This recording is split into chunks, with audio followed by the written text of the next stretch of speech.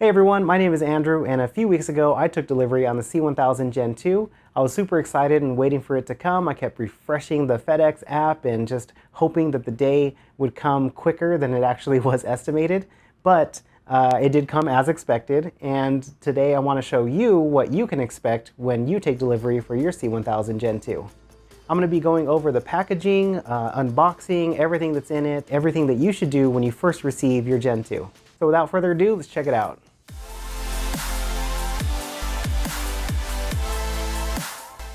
So the first thing you'll notice all over the box is that there's big signs saying lithium-ion batteries. This is for safety reasons and why when you're trying to do a return, you need to make sure that you either keep this box or you replace the box, but also have it clearly marked with the lithium-ion battery indications.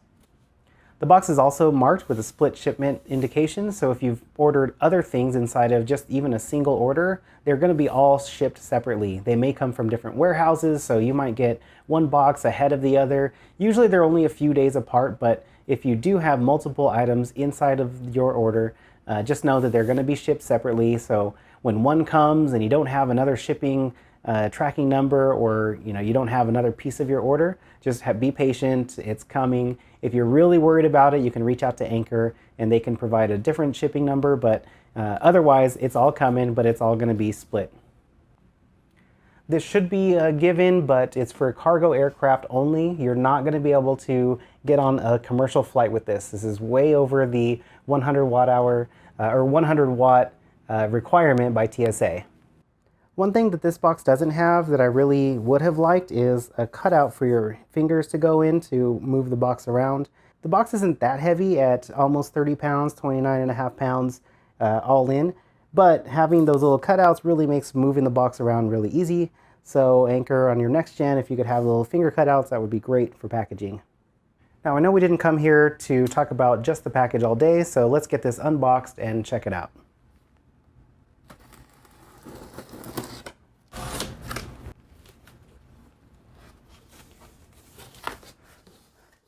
So the first thing I noticed is that there is a box inside of a box to protect the equipment. This is really a good practice for any shipping company because you want to protect it. You never know how FedEx or UPS or USPS, whoever is delivering, you never know how they're going to handle the shipment. So having a box within a box really protects it and gives it the best chance to be undamaged when delivering to a client. With a little bit of editing magic and my superhuman strength, I'll go ahead and just get this right out of there. Now I already went over the outer box. The inner box is really no different. It still has just the logo and the little picture of it. Again, for the packaging team, I would have liked a little bit more contrast in the branding here.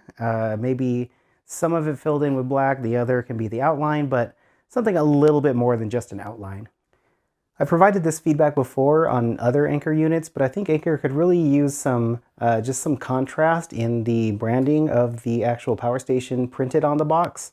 I think that like this larger outline can be black shaded in, and then have other parts of it shaded in as well, just to give it a little bit more contrast, make the logo or make the graphic pop up off of the box.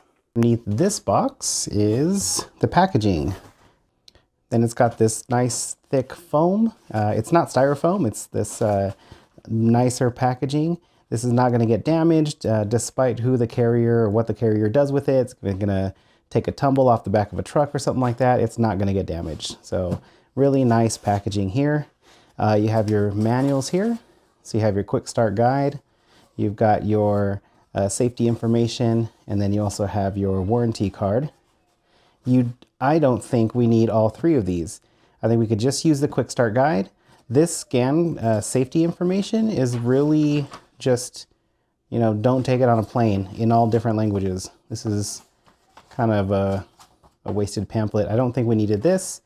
The warranty card is literally just in a bunch of different languages with a QR code.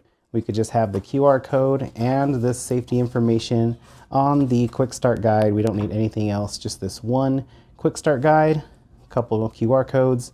However, I really like this quick start guide. It's literally got all the information. It's got how to connect solar panels. Looks like it's in parallel. Looks like you can download the app. It's full color. I really like this quick start guide. Very nice pamphlet. Again, we only need this. You can put the warranty and safety information on this. Under that, we've got, ta-da! We have the C1000 Gen 2 wrapped in this plastic. So we'll take the plastic off. It's wrapped underneath. Nice, very nice.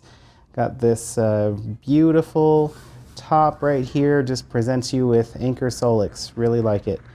It's nestled on top of more foam, and you have your packing cables, or you got your cables here. It should come with an AC cord and a cigarette cord for the car. So we've got AC cord here, nice and thick, that will support all the amps up to the 1600 watts that it can charge at, as well as a car plug here with an XT60 on the other end. That should be good for your cigarette port if you want to charge from the car. So here's what I would do if I got my C1000 today. I would turn it on and completely drain it all the way down to 0% until it turns off.